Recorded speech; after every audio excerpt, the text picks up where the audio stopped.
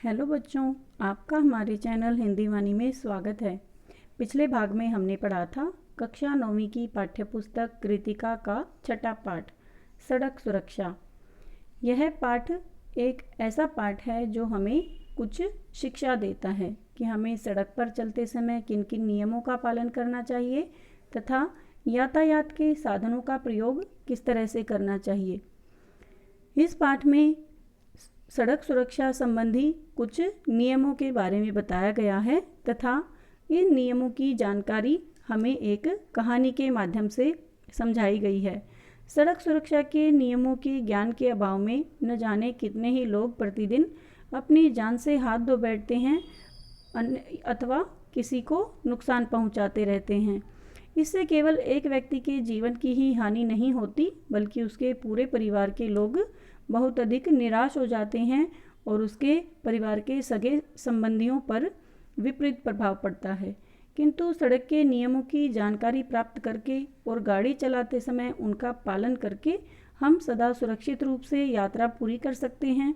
इस पाठ में एक कहानी के माध्यम से बताया गया है कि हमें गाड़ी चलाते समय सड़क पर तथा सड़क को जब हम पार करते हैं या जब हम सड़क पर पैदल चलते हैं तो हमें पूरी तरह से सजग रहना चाहिए, तभी हम अपने लक्ष्य पर पूर्ण रूप से सुरक्षित पहुंच सकते हैं। सड़क सुरक्षा किसे कहते हैं, इसके बारे में हमें यही बताया गया है कि दुर्घटना से बचने के लिए हमें कुछ नियमों का पालन करना होता है जिसे सड़क सुरक्षा कहते हैं। जैसे तेज गति से वाहन नहीं चलाना चाहिए, शराब पीकर वाहन नहीं चलाना चाहिए, लाल बत्ती को देखकर उसकी जो लाइट हैं उनके हिसाब से ही हमें अपने वाहन को नियंत्रित करना चाहिए। यदि लाल बत्ती हो तो वहाँ पर हमें रुक जाना चाहिए, हरी बत्ती आने पर हमें चलना चाहिए तथा पीली बत्ती दिखाई दे तो हमें प्रतीक्षा करनी चाहिए। गाड़ी चलाते समय मोबाइल पर बातें नहीं करनी चाहिए। गाड़ी में खराबी या बच्चों द्वारा गाड़ी चलाने के जो मुख्य कारण हैं जिनके कारण सड़क दुर्घटना होती है, गाड़ी अगर ख़राब है तो भी नहीं चलानी चाहिए और छोटे बच्चों को भी गाड़ी चलाने की अनुमति नहीं देनी चाहिए और हमें अपनी गाड़ी की गति नियंत्रण में रखनी चाहिए। इस प्रकार के कुछ नियम हैं जिनका पालन करके हम अपने जीवन को मुसीबतों से बचा सकते हैं। आज इस भाग में हम इस पाठ से लिए गए कुछ अभ्यास के प्रश्नोत्तर पढ़ेंगे। हमारा पहला प्रश्न है, साइबर कैफ़े में जाकर दोनों मित्र क्या करते थे।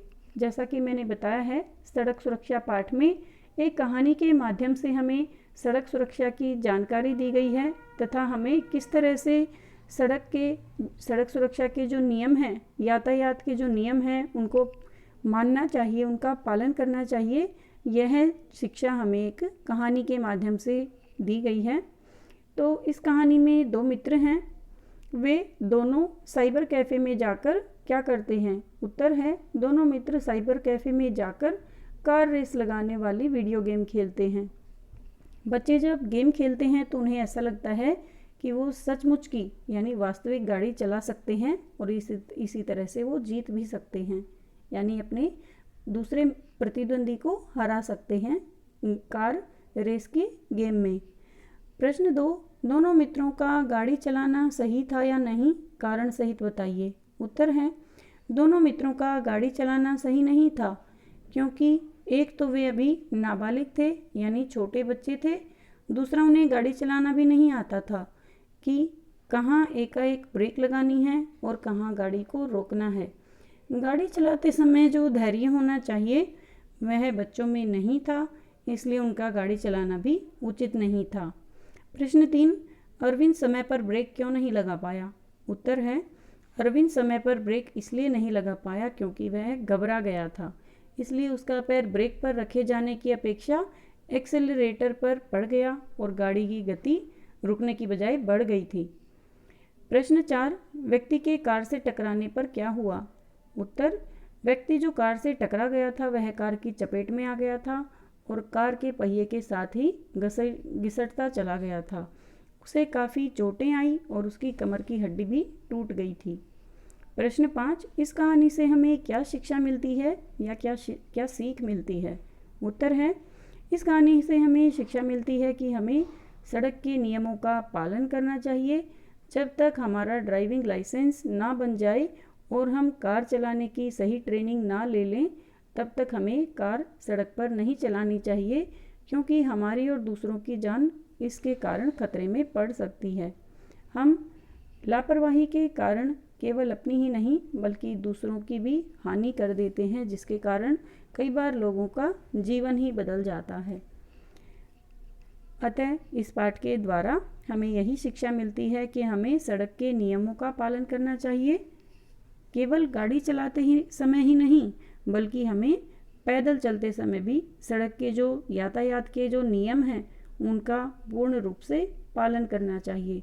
यदि हम इन छोटी छोटी बातों का ध्यान रखते हैं तो हमें किसी भी परेशानी का सामना नहीं करना पड़ता, और यदि हम थोड़ी बहुत भी लापरवाही करते हैं तो इसकी हमें भारी कीमत चुकानी पड़ती है। उम्मीद है बच्चों आपको अभ्यास के ये प्रश्नोत्तर समझ में आ गए होंगे। यदि आपको हमारा यह वीडियो अच्छा लगा तो आप इसे अपने दोस्तों के साथ ज़रूर शेयर करें। धन्यवाद।